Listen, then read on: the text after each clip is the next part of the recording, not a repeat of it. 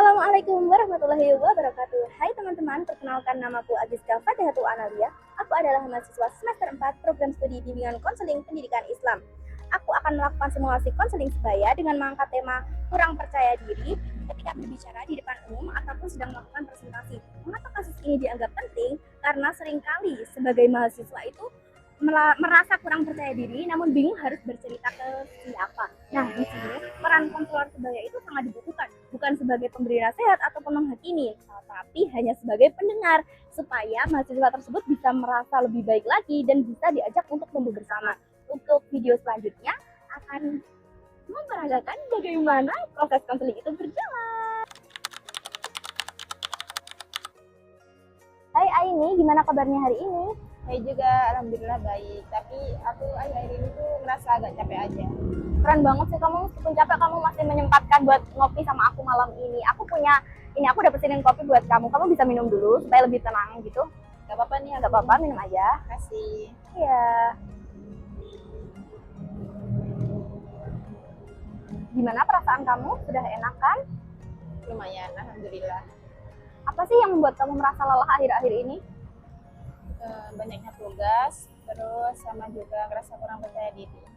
Wah, emang sih tugas itu lagi gila banget ya akhir-akhir ini. Apalagi kita kan mau UAS ini ya, tugasnya numpuk banget. Dosennya kalau ngasih tugas itu kayak gitu. Terus kalau membuat yang membuat kamu tidak percaya diri itu apa? Kenapa kok bisa kamu mikir kayak gitu? Ada sih yang paling buat aku nggak percaya diri itu ketika maju di depan kelas, terus atau ketika presentasi seperti itu. Iya sih, tapi kamu perlu tahu ya kalau sebenarnya itu semua orang pernah di posisi itu. Kamu cuma perlu melatih diri kamu untuk terus terus merasa bahwa orang-orang itu nggak peduli sama aku. Jadi ketika kamu maju, orang-orang tidak peduli itu, kamu bisa lebih enjoy gitu. Yang penting buat diri kamu nyaman aja terlebih dahulu. Mungkin ada yang lain gitu yang kamu rasain. Ya seperti itu, kayak ngerasa cemas, terus gugup, terus ketika ada pertanyaan itu lebih milih diam daripada angkat tangan.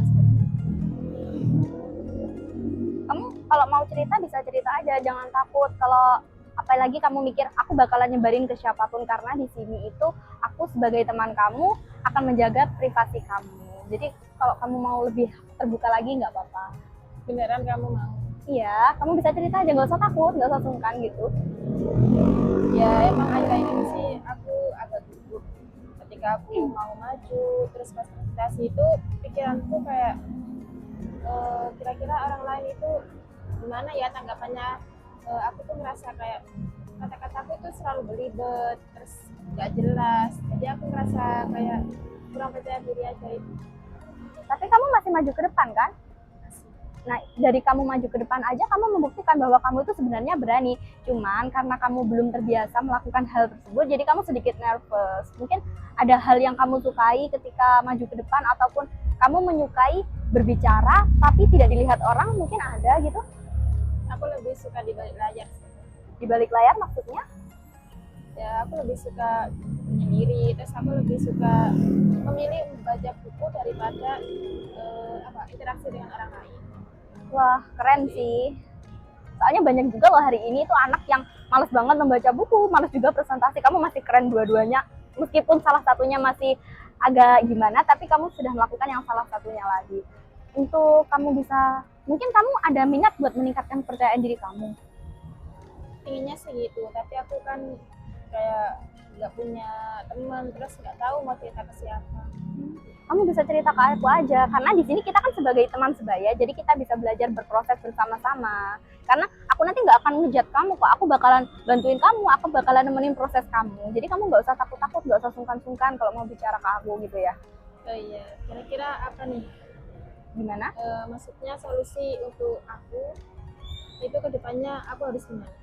Kalau aku pribadi ya, nanti kamu itu bisa mulai dari hal-hal kecil aja. Mulai contohnya dari ketika kamu maju, kamu itu anggap aja yang di depan kamu tuh apa sih, mereka nggak penting dan mereka bakalan lupa. Coba kamu bayangin ketika kamu sendirian, kamu sendiri melihat orang lain maju, mungkin kamu nanti 1 jam ke depan sudah lupa kan. Nah, kamu bisa tanemin mindset itu ke dalam diri kamu. Oh jadi aku harus memulai keberanian itu. Iya, jadi kamu harus menanamkan sikap bodoh amat gitu supaya tidak terlalu nervous. Jadi kamu bisa lebih lancar ke depannya gitu.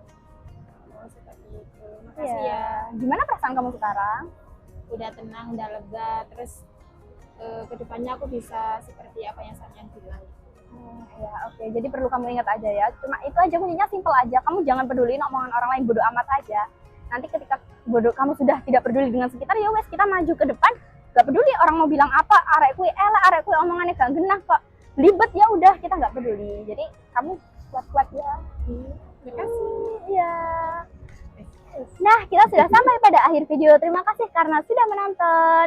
Jadi, seperti yang aku bilang tadi, ketika kita sudah merasa takut, ketika kita merasa kurang percaya diri, kita cukup abaikan hal-hal yang ada di sekitar kita. Kita cukup merasa bodoh amat bahwa kita tidak seperti itu di hidup orang lain. Terima kasih. Mohon maaf dari awal hingga akhir. Wallahumma fiq ila ahwami thariq. Wassalamualaikum warahmatullahi wabarakatuh.